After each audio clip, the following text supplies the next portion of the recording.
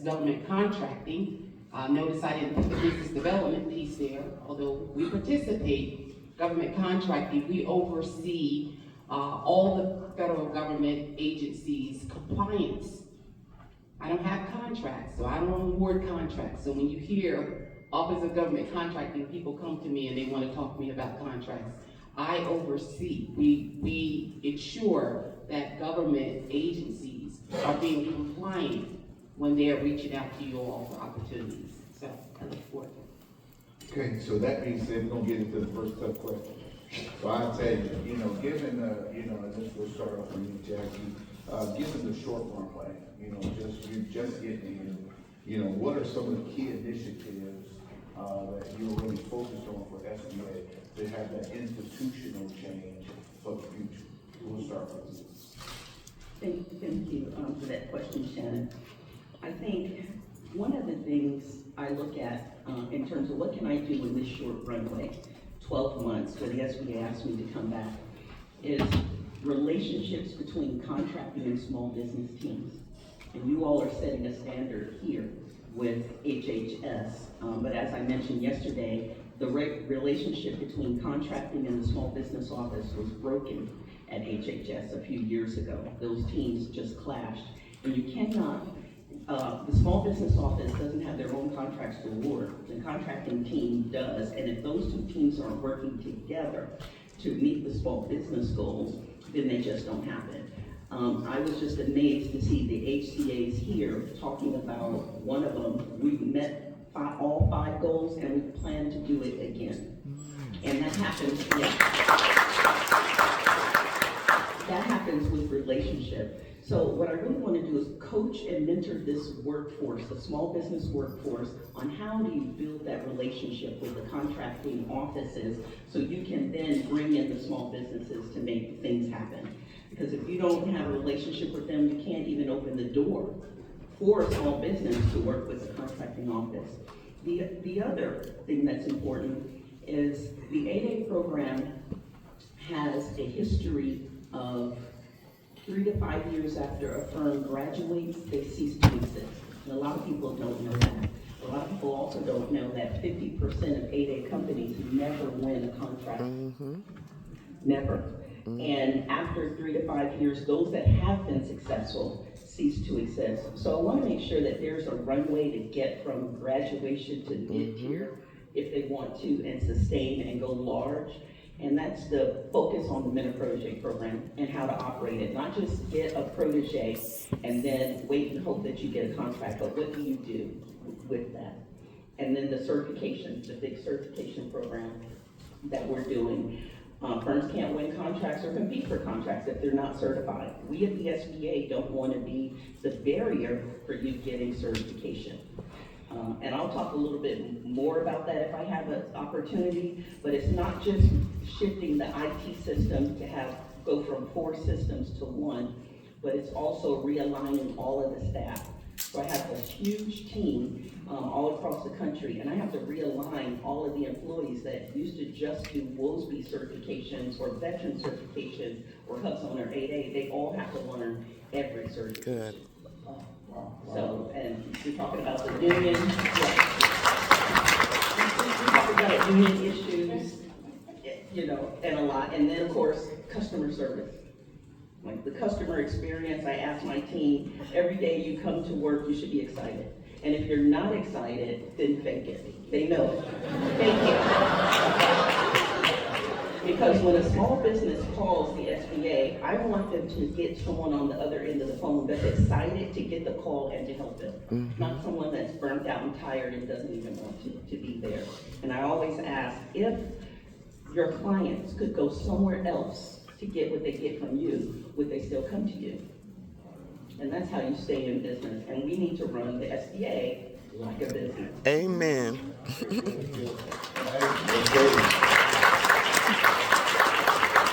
All right, Francine, I got to get you now. Come on. So I'm always excited. Okay, yeah. Everyone that knows me knows that this is my passion. This is what I do. I could do other things. I choose to do this. My job is to ensure that there's contracting opportunities. And that's what I'm here to do. You can get all the certifications in the world. SBA offers a wonderful abundance of loan programs that you can get money. But you gotta pay that money back. It's a guaranteed loan. Loan is the key word. Government contracting is how you pay it back. And so I have a big job that Jackie, the administrator, has put me in. And so I stay focused on that. And I look at, that's, one of the biggest things that I want to be able to accomplish. And that's teach my folks, my team. I have a team across the country that's advocating on your behalf to ensure the government is doing what they're supposed to do. And I'm pouring into them to give them that space, empower them to do just that. So for me, it's opening the doors on contracting opportunities for you. Okay, so I do want to go back to you, Jackie, on just expand just a little bit more on that certification portal. That is a change, in how we do business, especially when you think about the veteran certification, and that time frame. Yes, we just brought the Vet Cert program over to the SBA last year, and it was a tremendous success. We're certifying firms in 2 weeks. Wow. 2 weeks. Wow. Now, the reason why it was so successful is because when it was realigned, Congress also sent millions of dollars to help support it. And we have a contract with 30 employees on that contract, as well as the government staff that make sure that that happens.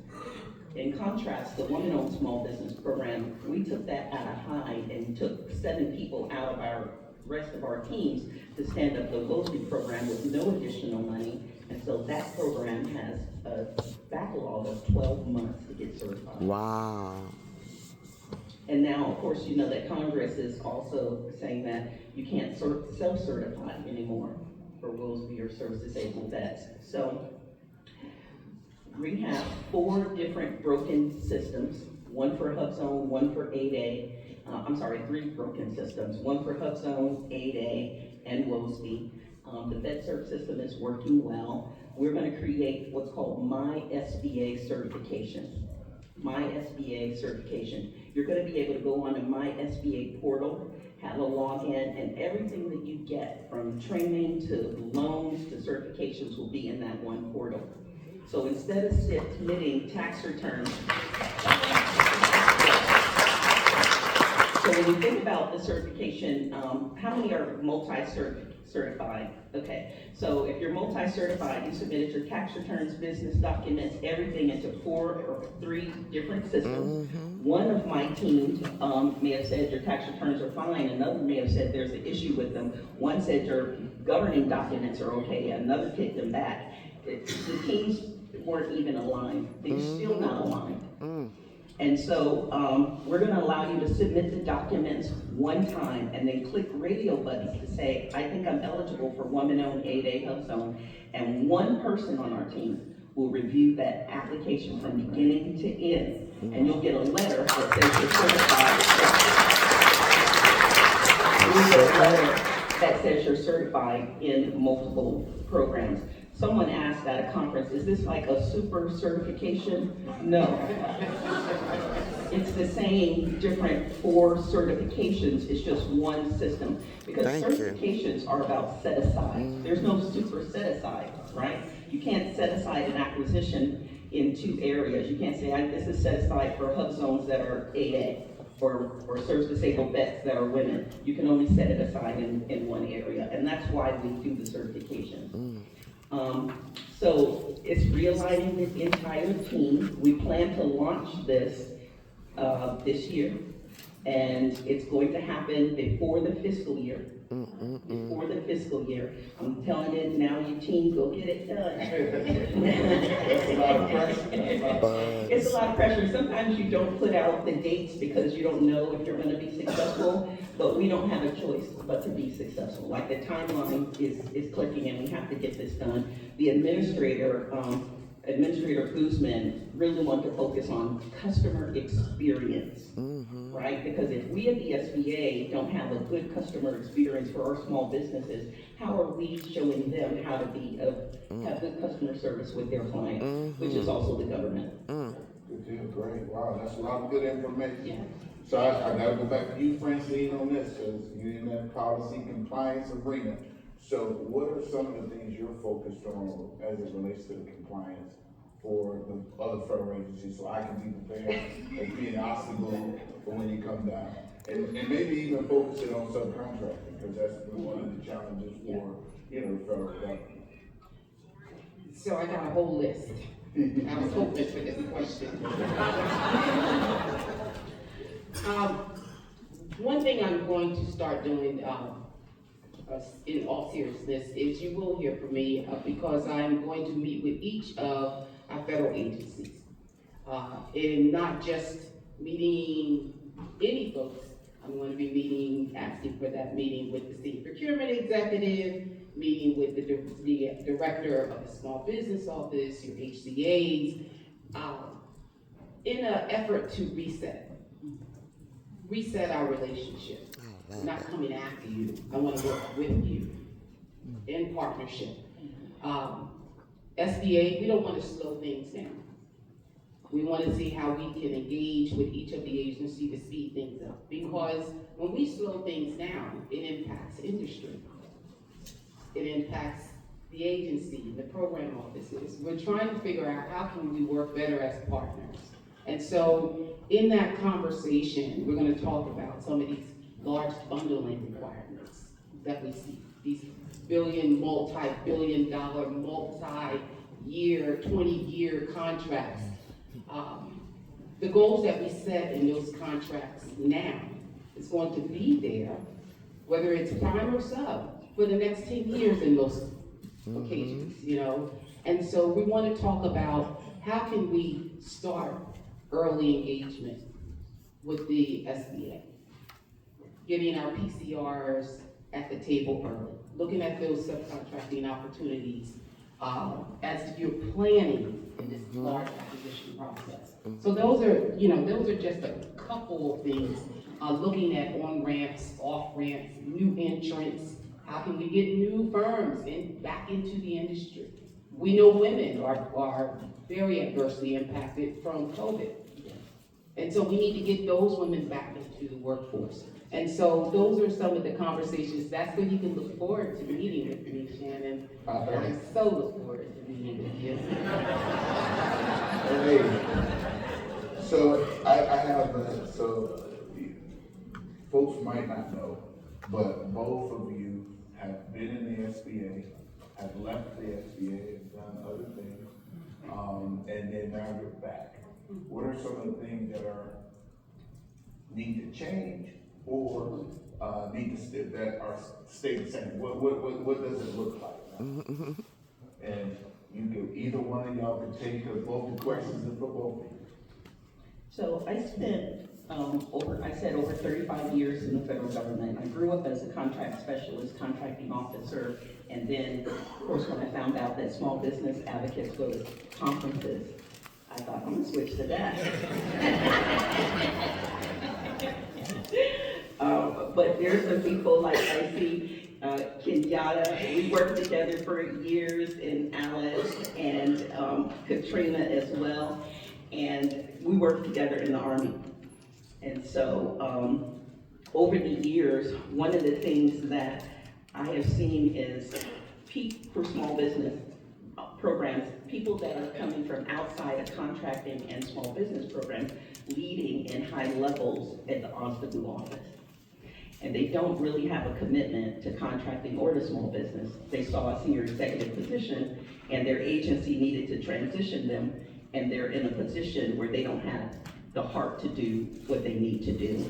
And so to be engaging in the selection of OSDBUs and leaders across the federal government to make sure we're not getting people in positions that are just being replaced. Like Shannon, you had a significant career in contracting, program management, leadership. That's the kind of person I want to be in a small business office. And that's why you were able to come and very quickly shift the program around. And of course, it wouldn't have happened if Katrina was not the kind of person that was already small business focused. Like, she has been small business friendly before she was in this position.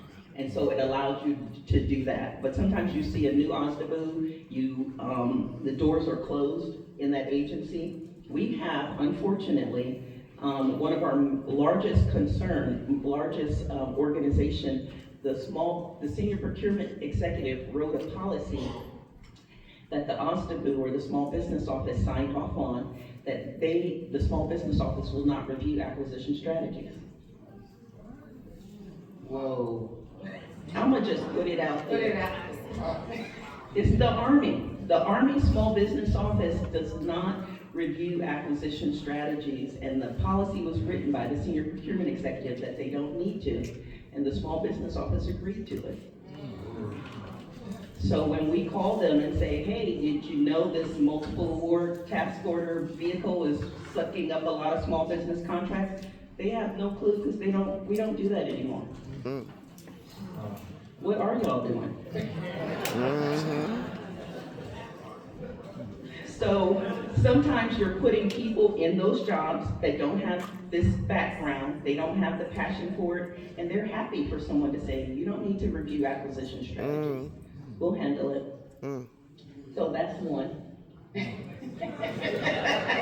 I'm gonna just say that, and the other big, that needs to change, but it takes someone at a higher level position to look across the government to say this cannot happen anymore. And someone that's willing to pick up the phone to the Secretary of the Army or the DOD, OSDBU, and say, do you know you have this situation here? And the impact. The other, the government was wonderful during COVID. This is important. This is like the stomp your feet session. The government was wonderful during COVID to give PPP loans and EIDL loans the SBA gave to companies all across the country to help them stay in business during COVID, help them pay their employees during COVID. There was a promise during the last administration that those loans would be forgiven. And I remember I was sitting at home figuring out, well, the loans come from banks. And who's telling the banks, give these loans and you're not gonna get paid back? So there was some policies that didn't line up. Some loans were forgiven, but some were not. And some of the companies took $100,000 to $400,000 loans to pay their people who were at home not working, because the government said, we'll forgive these loans. The loans are coming due now. And you have a $400,000 loan due for a company that kind of shut down operations and may only have 3 employees now. Since they're not paying, they're automatically being shifted to the Department of Treasury for collections. Some of these loans are being shifted when a company may have 50 employees and they have revenue coming in, but they can't make these loan payments the way that they're designed. They're going to Treasury. Treasury is sweeping 100% of the pay for these firms. So they're walking into office one day and they're trying to make payroll for the last 2 weeks and all the money is gone. So what I'm trying to do, I'm trying to work with Treasury now to say, in these cases, why are you taking 100% of the pay? Why don't you take 10 or 15% so the company can stay in business? We have veteran, 8A, women-owned, HUBs-owned companies that are going out of business in 3 weeks. Wow. Because that's about how long you can stay in business when somebody takes all of your money. And that needs to be solved. Like sometimes we can, that's a situation that would take somebody at a higher level to say, let's stop this and look at the impact across the country. Because it's not just about one company, it's broader. And some of you may know people in this situation, but if you have those loans, start paying them, start working with the SBA, because once they're charged off to the Department of Treasury, it's a wrap. Oh, there's a question, but go ahead. No, I don't know. Okay, hold on 1 second. We're gonna get to questions in 1 second. Let's do that. So, why did I leave and come back? So, some of you know me, I started my career in private industry.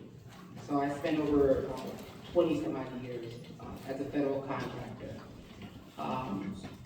And I tell people I didn't leave because I wasn't making money. Make money, right? That's why you go into business. I had an opportunity to have my own consulting firm, but I left and said, because of personal reasons, I went into the federal government to pretty much stabilize, because you all know you have, the company will get hit. I didn't know when I went back to work with Jackie that I still would have a cold on my hip, enjoying, but Act excited. I'm excited.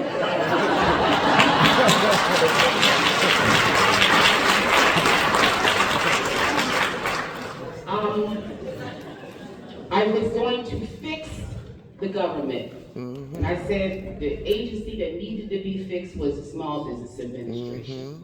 I had enough. And I tell everybody that the Small Business Administration fixed me.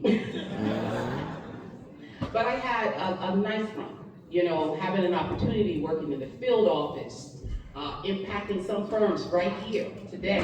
When I came into the federal government, bringing that contractor experience and being able to talk to a lot of you and understanding a contractor that is thousandaire, you don't treat them the same as the ones that are millionaires or 10 millionaire or 30 millionaire. You all have to be able to, you operate differently, you grow.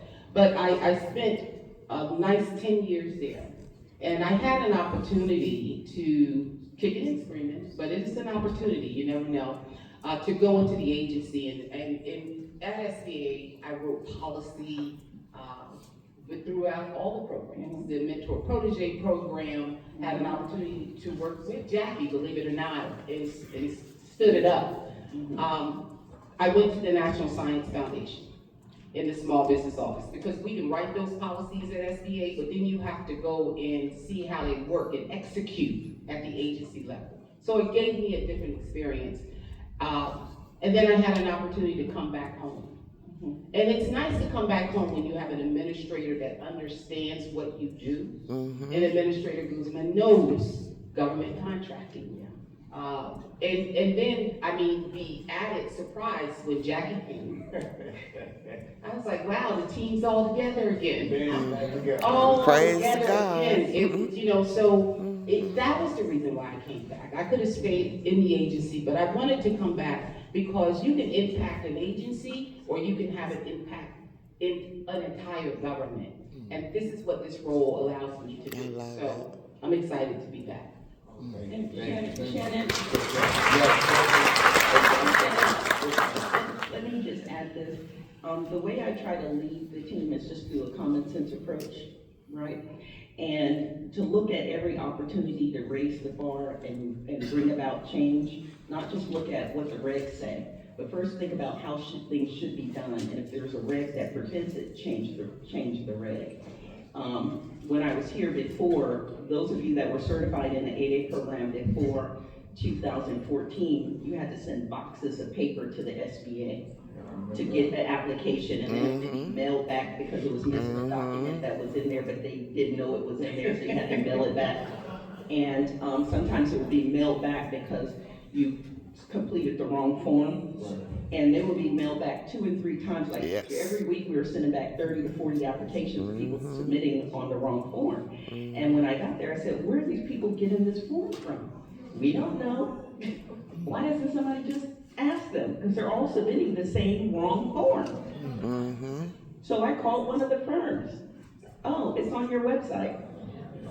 That's the form that we're using. So, you know, it's just like, sometimes it's common sense, take that next step. And then during that time, we stood up the Mentor Protege program, now enrolled the 8A program into the Mentor Protege program, and then we created certified.sba.gov so you could at least submit online. And so when I, you know, come back to be able to roll all the certification programs together, I'm thrilled that the government asked me, you know, because they could have asked anyone to come back and lead during this last year. I'm thrilled that they asked me, and I believe we're going to make it all happen. Hey, I'm happy. Thank you. We want to take one question.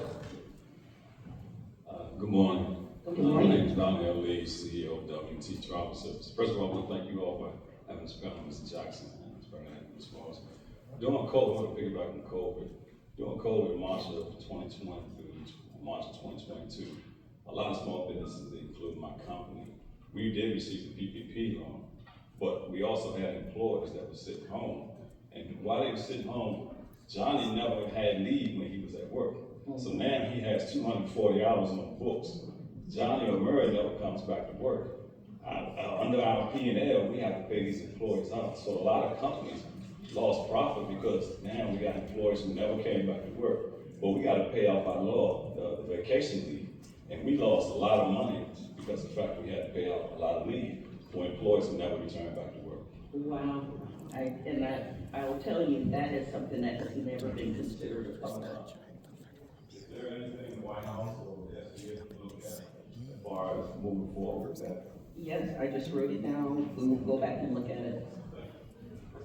All right, let's take anybody got enough. Okay, Deb, you got a question right there in the center, and then you serve right after. Okay. Doing shuttles. Hit the button. So in regards to the new multi, you can do all the certifications in one spot. For those who are already certified, will that be done retroactively? Maybe once we renew them, we'll have the opportunity to be considered for the others. Yes, what certifications do you have right now? Just the WSC. Yes, so if you are eligible for 8A, you'll go into that portal. Your WOSB will shift to that portal, and any other certifications that you're eligible for, right? That you're eligible for. And then we want to move it to where during your annual review time, that it will be simple. You're not doing an annual review for 4 different programs at 4 different times. It will be consolidated too. So submit your tax returns, and that would, align accordingly. So we're still working out how to, some reviews are 3 years and some are 1 year, but we want to line it all up. I hear a lot of sound up. Okay, another question right there in the center, sir. Thank you, Shannon.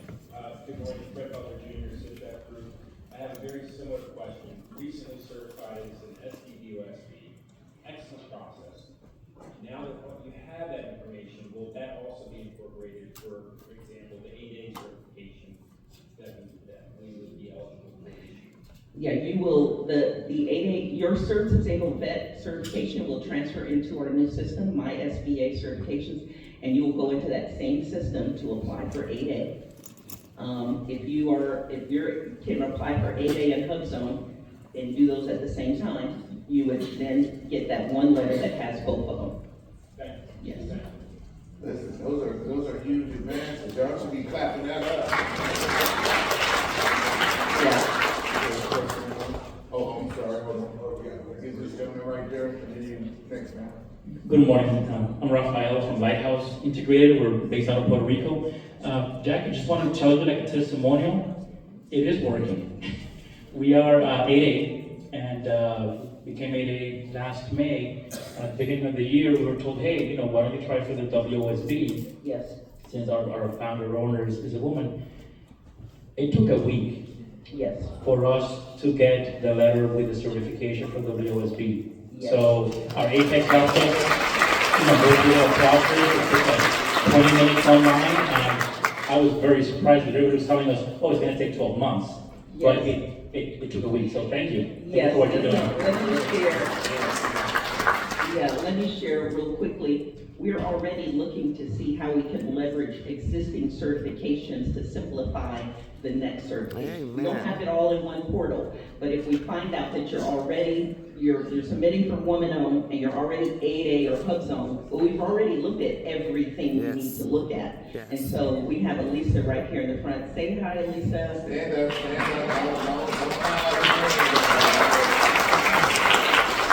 Elisa runs the Woman-Owned Small Business Program, and she's come up with this process to fast-track those firms that are already certified. So if you're waiting for your WOSB right now, and you're already 8A or HubZone or Certs Disabled Vet, we can quickly fast-track it. And let me just share one other thing, because I love to do things things that cause excitement. One thing we're doing now is if you have an application for 8A Hub Zone Mosby in the system and you see us at an event and it's been in the system for a while and we can look and see that you're eligible or we can push it through, we're certifying firms on the spot at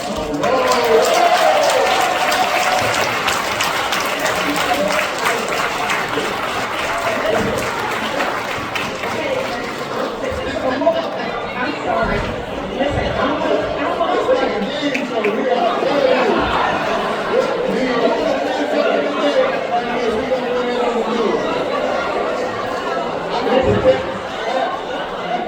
okay. I'm excited, but did y'all see Jackie touch Francine like, okay, I'm about to release this one.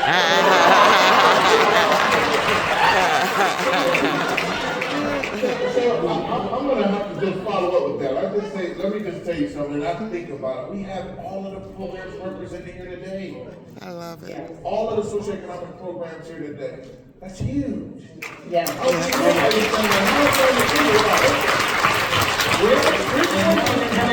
And you're getting real-time information that you can action on. So it should be a line for them here shortly. Now y'all probably waiting on some answers. I don't have contracts. Okay, I'm sorry, we got a question. Yes, ma'am. Hi, Leticia Albright with Tamayo Federal Solutions. So we are an 8A. We are what I refer to as your average 8A because we're not tribally owned, ANC, Native Hawaiian owned.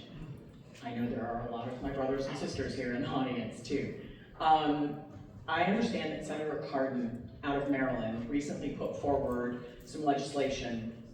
It was attached to the NDAA to increase the sole source threshold for individual owned. Yeah, individually owned 8As. And so thank you for the words, because and so unfortunately it made it through the House, but it did not pass in the Senate. So first off, I wanted to raise some awareness here in this audience that is out there. That's an initiative. I'm highly advocating for it. Is the SBA? Can the SBA make that decision, or does that really have to be driven by the legislation? So, a couple of years ago, I actually testified before Congress and asked them to raise this to 8 million, and or to raise it to 4.5 million per year, which would really be, 20 million. So, and the reason is because a $4.5 million contract spread across 5 years. Correct. It's not a lot. Is what? It's not much at all. Maybe $800,000 a year. That might be 4 or 5 FTEs. Yes. Companies can do more than that. Absolutely. So the SBA would support an increase, but we do need it to come from Congress. And the other thing I want you to think about is it's great for a company like if you have past performance and you're able to take on an $8 million contract. I think that's great, but a lot of the companies that are coming in the 8A program, they may not be able to, right? And so you have to, with the contracting officers, they want to know if they put something in the 8A program and it's going to be sole source, that they have a pool of capable firms that can do it. One of the things I want to tell you, there is a big push, I'm just going to switch to this, because there is a big push to compete. So contracting offices want also the best price and they want to compete. So while 8As are thinking, let's do more sole source, let's increase the sole source threshold, contracting officers have sometimes a quota to compete. And I want all contracting officers to know in here, if you have an action that's 8A and it's under 4.5 million, which is the threshold now, instead of saying, I can't put this in the 8A program because it would have to be sole source and I want to compete it, you can contact the SBA and ask us, can you compete that? Yes. And we will allow it to compete, because we would prefer to have it in the 8A program than not. Thank you for that, because I was going to ask that too. And if I just may, while I've got the microphone, any of our individually owned 8As that are here today, please contact your senators. Yes. congressmen and women. Yes. Please advocate for the increase and let's get our. Yes. Yes. Good morning, my name is Dwight Franklin with Professional Management Consulting Services. I am here to just give some flowers. Hi, Dwight. Hi, Hello, Dwight. hello. And I want to say to everybody here that what we are experiencing is really kind of unusual. Yes. So what Shannon and the team has put together is awesome. And I can tell you from my own personal experience with all three of them, with Jackie, with Francine, and with Shannon, you three have helped my business immensely. Okay, and I just wanted to tell you that. And thank you for your support. What you all have said and what you all have, the energy is real, right? It's not faking it. Because I've experienced it with all of you. Okay? And Jackie, I gotta tell you this too. I am a little perturbed for one thing. When you took Francine from the National Science Foundation, I was like, what the heck? So, but I just want to tell you all, thank you so much. It's a pleasure to see you all here. And thank you for being an advocate for all of us and continue the good fight. We're here to help you and support you along the way. Thank you. Thank you so much. Thank you, my name is Vincent.